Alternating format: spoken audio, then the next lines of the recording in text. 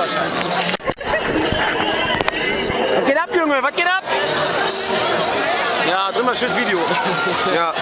Ey, Leute merken das aber leider immer schneller. Ja, immer viel später. Ja, läuft. Zeig mal die Kamera.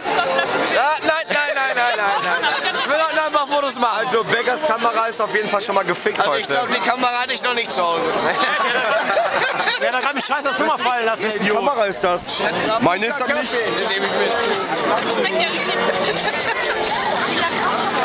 Ja, Remix.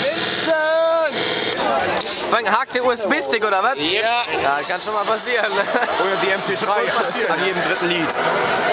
Läuft. Warum denn so nüchtern, Junge? Genau, wie so Bescheid, Junge, nüchtern, Alter. Ey, noch mehr coole Gangster aus Ich hab Felbert. leider mein Messer vergessen. Why so serious? Wie ist denn zu deinem Namen gekommen?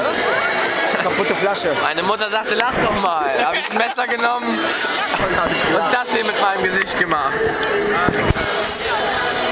Ey, was doch wohl lustig daran, wenn die Frauen sich einfach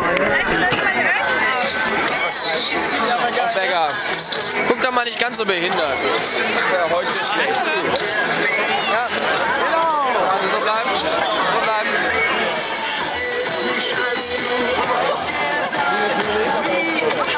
Hilft dem Jungen nochmal. Er hilft dem Jungen nochmal. Er will doch mehr trinken. Der halbe SS-Junge.